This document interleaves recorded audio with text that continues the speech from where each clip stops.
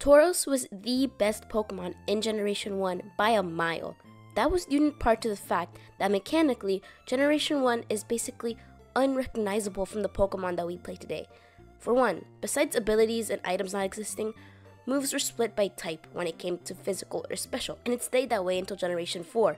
Critical hits were also determined by speed, and Tauros is the Pokemon with the 9th highest speed stat in Generation 1, which meant that his crit rate was of 21.48%. Additionally, normal and Psychic-type Pokemon were the two types that were dominant in Generation 1. Part of that was due to the fact that Fighting-type moves were practically non-existent. There was little Fighting-type Pokemon in general, and the ones that did exist sucked. Poliwrath has the highest ranking for a Fighting-type Pokemon at NU. Also, the Special Attack and Special Defense stat were 1 in Generation 1, so he had both a Special Attack and a Special Defense of 70 instead of 40 like today. He also has an amazing move pool due in part to him being a Pokemon in Generation 1, where everything was experimental. He has moves like Blizzard, which at the time was a 90% accuracy move, Earthquake, and his powerful Hyper Beams, as well as Body Slams. You could also max out your stats at that time, so he was very bulky as well. So where is he now? Well, flash forward to now, he is ranked ZU, which isn't an official tier. Tauros has had a very brutal fall from grace, as now he's considered one of the worst single-stage Pokemon in general. His fall from grace was very sudden and fast, because a lot of his success can be attributed to the fact that there were unique mechanics of the older gens. Once Pokemon changed those unique mechanics, Tauros' standing changed as well, very fast. After Generation 1, he fell to UUBL, where he stayed until he fell to NU in Generation 4, and things just got worse and worse from there. When his crits were no longer dictated by speed, fighting types got better, the special split happened, and just overall better attackers got introduced, it became very apparent that he didn't really have anything special to offer. Tauros has an above average speed stat, yes, but he also has an average attack stat and an okay move pool, and very easily exploitable and meta typing. Even his abilities, like Sheer Force, are cool, but there's a lot better Sheer Force Pokemon than him. He can only serve as an all-out attacker, and there are much better all-out attackers than him. He's mid, basically. Well, worse than mid, actually. If he was mid, he would be higher than ZU. Generation 2. Snorlax was the best Pokemon in Generation 2, not only in the OU tier, but also in the Uber tier. He was even better than Mewtwo. He has a monstrous 50% win rate in GSC OU because he was on every single team. In fact, the best way to counter Snorlax is to use, you guessed it, another Snorlax. In fact, when discussing the presence of Snorlax in GOCOU, it's often asked why it's not banned, because it's very broken, honestly. I just stated how it was on literally every single team, but the thing is that there was so much variety in Snorlax with all of his different sets that he was allowed. The main argument was that Snorlax prevented a stall-oriented tier. Overall, Snorlax's huge bulk, his ability in Thick Fat, and ability to shrug off Toxic via Rest and Sleep Talk made him a very difficult Pokemon to deal with. Curselax was a very famous set from back then, and even Pokemon like Skarmory, that are physically bulky, could not really hold up against a Fire Blast or a Flamethrower from him. And with his famous Rest Talk Sleep sets, he could absorb attacks from Zapdos. So yeah, Generation 2 was his peak of his power. Flash forward to the next generation and Advanced, Snorlax is no longer a top tier Pokemon, but he's fine. He's ranked usually in the B section in viability rankings. He was still a tanky Pokemon with powerful body slams. Not goated, not nearly as good as he was, since Pokemon like Machamp and Heracross were now better, and since Suicune and Jirachi were also very annoying for him to deal with. But overall, he wasn't bad. He definitely had competition though. So what happened? Well, in Generation 4, he is no longer OU, but UUBL. There are many things wrong with Snorlax, and we're gonna just list them off rapid style. He is slow, bad typing, very vulnerable to residual damage, and gets out special walled by Blissey and Suicune. And fighting types are now a lot more prominent. Most notably, there's Breloom and Machamp, who both like to abuse substitutes, and Lucario and Infernape. Simply, there's not a lot he can offer. And in Generation 5, he officially fell to UU. Overall, he was very mid and kind of irrelevant. Anyways, he kept getting outdone by other Pokemon. In Generation 9, he was officially ranked ZU, which is not a real tier. Anyways, it's safe to say that he had one of the biggest downfalls from being the best competitive Pokemon period to being outdone by Pikachu with the Light Ball.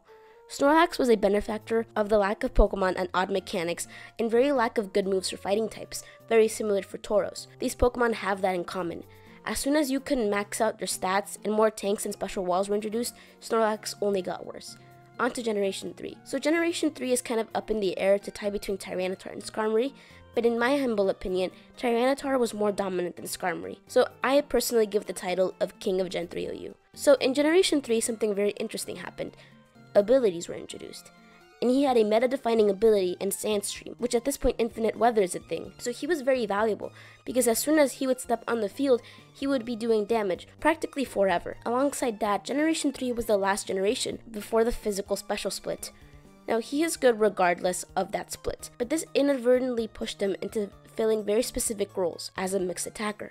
See, Dark is a special typing Generation 3, and that's his best stat move, meaning that Tyranitar is one of the most prominent mix attackers, like I said, in Gen 3, and you don't really see that anymore. That kind of translated into him having a comical amount of variety in his set.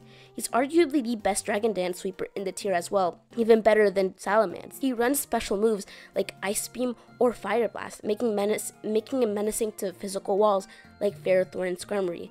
His access to the hidden powers made him a very powerful Pokemon against Pokemon like Swampert, which would usually win in a 1v1 if we're just looking at typings. But Tyranitar can run Hidden Power Grass just for him. Overall, his massive amount of diversity in all of his sets are his most powerful trait. He's very unpredictable. Some of his most common sets would be the Dragon Dance set, or the Choice Band set, or the Lumberry set. He also had very good bulk, so even by super effective attacks, he isn't usually O-code. Even if we just look at Sandstream, it's one of the main reasons, in my opinion, that Stall isn't particularly prominent in Advanced. His pursuit is also one of the main threats that Gengar faces. He was simply fantastic, and fast forward to Generation 4, he was also really good. And once the physical special split happened, it made him lean into more of the physical attacker route. He was still able to run special attacks, but now he could take advantage of his massive physical attack stat. He would run Crunch and Pursuit off of those strong stats, and overall I would say that it affected him very positively. Although he wasn't the top Pokemon anymore, since that went to Jirachi, he still was one of the best and the contender for the second best in my opinion. He was incredibly dominant, and to keep it short, very dangerous. Now with the newly added Scarf, he was even more powerful since it could get rid of his middling speed stat. He was still a very good option for a strong dark type attacker. He's very much what you would call a OU veteran, until this generation where he fell to UU, but there's a few reasons for that. First of all, Gen 9 brought a bunch of really great dark types. Kingambit, Meowscarada, Roaring Moon, Hisuian Samurott, Ting-Lu, and of course Darkrai, who is now OU legal. With all these amazing dark types, Tyranitar didn't seem to have a lot to offer. Along with that, Sandstream was his ability, and Infinite Weather hasn't been a thing for a while, and there really aren't any sand abusers, along with Sun being the most dominant type of weather. Also, Great Tusk being the most prominent Pokemon in the tier and having a type advantage over him definitely did not help. He's still a good Pokemon in the UU tier, but he's just not as good as he once was. Overall though, he still had a very impressive competitive journey and is one of the Pokemon with the most impressive competitive journeys of all time, so we should still put respect on his name. Generation 4. So I already stated this beforehand, but Jirachi is the best Pokemon in Generation 4, in my opinion. Some people may say that goes to Latias, but counter argument, Iron Head plus Thunder Wave plus Body Press, Serene Grace. That's it, I could end the section there. This combination kind of defined the Gen 4 OU tier. Jirachi has a powerful typing for the time, as Steel is the best defensive typing and has solid stats that help him literally never die. But more specifically, Jirachi is able to offer so much offensively and defensively to the Gen 4 OU tier in the way that I feel like no other Pokemon in any other metagame has done. Jirachi has two main sets that were staple, his Wish/Protect set and his Iron Head / or Body Slam set. These two sets were pretty much omnipresent throughout the tier, and they were found on literally every single team. The Iron Head set was pretty much the closest thing to what felt like cheating. It was a great way to spread paralysis and flinch. This set is very offensively menacing since Jirachi is very versatile and had access to not only those moves, but Thunder to hit Suicune and Fire Punch to hit Scizor, many Steel types as well as the many Steel types of that tier. He also would run Substitute or even Stealth Rock. Even though I called it the Iron Head and Thunder Wave set, there wasn't exactly a set. It was pretty much just Iron Head / Thunder Wave and whatever two other filler moves you wanted for your team, for your Jirachi. Just like Tyranitar, he was very versatile, and that was one of the main reasons he was very dangerous. The ability to spread paralysis and neuter both physical and special attackers alike is very valuable. Plus, Iron Head is both a powerful enough move at 80 base power, plus Jirachi has stab over it. So when you use it as a bona fide move and not just for its side effects, it becomes even more deadly. Next is the set that was also the dominant one, Generation 3, that being Wish and Protect. That set is also pretty much the same, as in it's Wish and Protect plus 2 filler moves, usually Body Slam or Iron Head, or U-Turn. This also offered nice support to not only Jirachi itself, but its teammates to stay alive and literally never die. It was usually a more physically or especially defensive set, which made it harder to get off the field. There's even a lot of variety in how you play Jirachi as well, since you can use him as a lead ES, or you can save him for the end. Literally, if your opponent has a Pokemon in Gen 4 OU that hasn't revealed until the very end, it is probably Jirachi. This is without mentioning their Calm Mind sets, and more specifically, their Calm Mind sets that made him a very deadly sweeper. So he is the king of Gen 4 OU in my opinion. In the next gen, he was still ranked OU. He was definitely not the best Pokemon anymore and wasn't as dominant, but he was still a very important part of the metagame. There he made use of mostly his defensive sets, with Wish and Paralysis spreading ability still going strong. For a long time, he was considered an OU Titan until Sword and Shield came along. Basically, power creep was ultimately kind of too much for him. Now there were new steel types that were menacing to him, like Celesteela, who could whittle him down with Leech Seed, and eventually Steel stopped resisting Dark as well, which meant Jirachi gained a new weakness to the Dark type that was only becoming better and better. So Pokemon like Crocodile, Hydreigon, and Mandibuzz were dangerous to him. But additionally, those 100 base stats that all Mythicals get just wasn't cutting it anymore. It may have been impressive Generation 4, but it definitely wasn't in Generation 8 and 9. And speaking of Generation 9, he is now dropped again to RU. Now Gen 5. In my opinion, the best Pokemon in this gen was Latios. I know many people would say that it's Garchomp or Tyranitar, but I strongly believe that it's Latios. Latios was unbanned in this generation and immediately wreaked havoc. It's the best wall breaker in the tier, the best Scarfer, or at the very least tied with Landorus Therian. Unlike the previous Pokemon that I talked about, like Jirachi, who could be both defensive and offensive, Latios was a little bit more straightforward. It was just here to wreak havoc. Draco Meteors were one of the most defining things of that tier.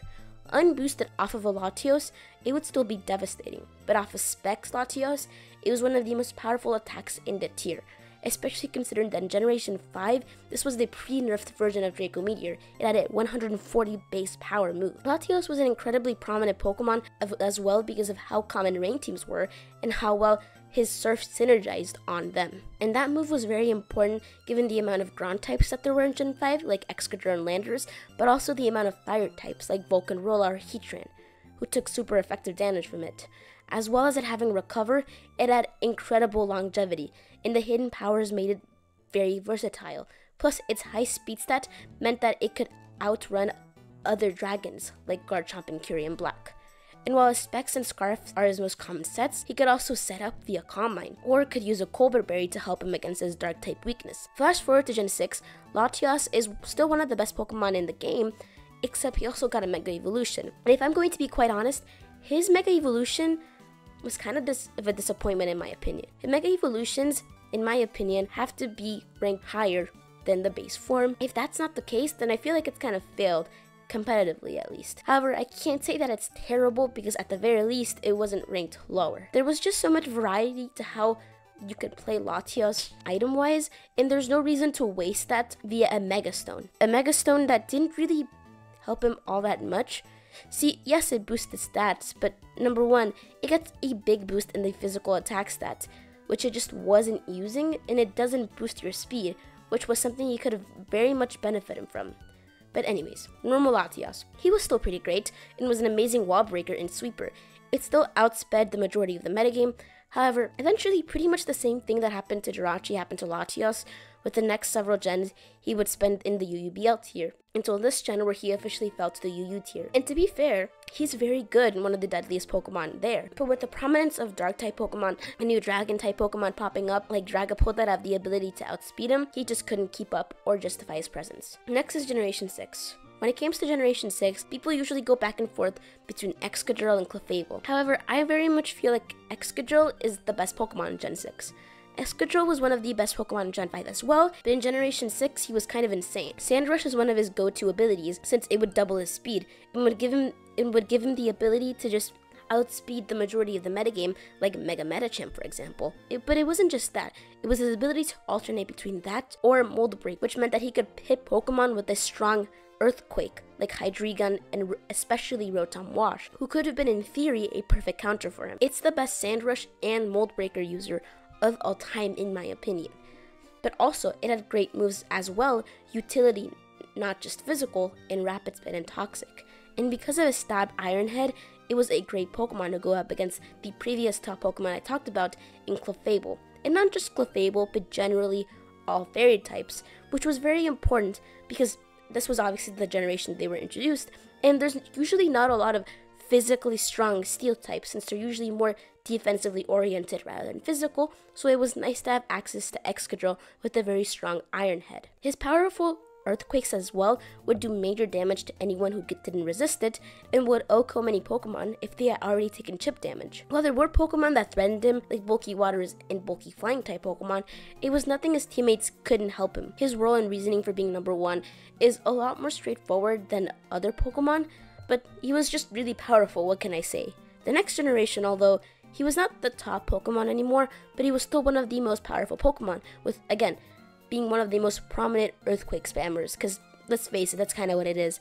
However, in Sword and Shield, he fell to UU, and that's where he stayed in Generation 9. He was briefly OU in Generation 9, but he didn't stay that way. And honestly, this isn't the only reason, but one of the main reasons is the arrival of Great Tusk, a ground-type Pokemon who is also a Rapid Spin user. Not only that, but it has a type advantage over Excadrill. And not only that, but he doesn't just fill a similar role, he can deal with the Pokemon that Excadrill can't deal with. Excadrill has a tough time dealing with flying and ground-type Pokemon, but via Ice Spinner, Great Tusk can deal with Pokemon like Gliscor and Landorus that Excadrill just can't. So there's no reason to use Excadrill when you can use Great Tusk in short. Generation 7. This one was pretty straightforward. It's Magnera. Magnera is known for two things: having one of the best typings in the game, and having one of the best move pools in the game. She had sets that could be both physical and support. And although those support sets were incredibly valuable, the sets that stood out the most were the offensive ones. They were the ones that were usually accompanied by an Assault Vest to accentuate the already good to even great bulk that she has. Combined with a typing that has very few weaknesses and a whole bunch of resistances, she was very hard to take care of. She would usually run Fleur Cannon, Volt Switch, the Hidden Powers, Ice Beam, and Thunderbolt. Even Pokemon like Toxapex couldn't exactly take her on because A, they couldn't poison her, and they would take way too much damage from a Thunderbolt, especially if there was a Calm Mind variant of hers. Your best bet was to just aim for her few weaknesses by using strong Fire-type Pokemon like Mega Charizard or Heatran. However, Heatran has to watch out for a Focus Blast, and Charizard has to watch out for a Thunderbolt/Volt Switch. It's one of the Pokemon that has aged the best, and that's why the next generation, it was banned to Ubers, and it's still there, so good job Magnera. And the last Pokemon that we'll talk about is Dragapult. Dragapult has one of the strongest stab combinations to date, with Dragon and Ghost, and one of the best speed stats in the OU tier in Generation 8 and 9. In addition to that, he's also a great mix attacker. There's a lot of diversity as you could go with a Specs variant and just spam Draco Meteors, Shadow Balls, Flamethrowers, and Thunderbolts, and alongside he even had a pivoting move and U-turn. Or you could go for a Dragon Dance set with Dragon Darts and Phantom Force. And with its amazing speed stat, he doesn't need to use Scarf, and he can already outspeed so many Pokemon as he outspeeds, for example, Garchomp, Urshifu, Blacephalon, and Kartana, and Tapu Koko. This gives him a lot more freedom to play around with this item, and because of that, he has great coverage for almost any Pokemon that might try to switch into him, like Ferrothorn, or even special walls like Blissey or Tornadus aren't safe from him, because he can easily catch them by surprise by using a physical set instead of the special one they might have thought he was running. In Generation 9, he's still considered one of the best Pokemons in his tier, but this time his most prominent set is the Hex plus Will-O-Wisp and Thunderwave setup. So that's my list of the best Pokemon of each gen and where they are now. The Pokemon in the early gens obviously suffered a lot more than Pokemon in the newer ones because they're the ones that are going to be subjected to power creep a bit more harshly. Like, I don't think anybody really thought that Snorlax or even Tyranitar would fall off. And although it might not be easy to see how Pokemon like Magnera or Dragapult may fall off as well, we'll probably get to the point where even they won't be considered good anymore.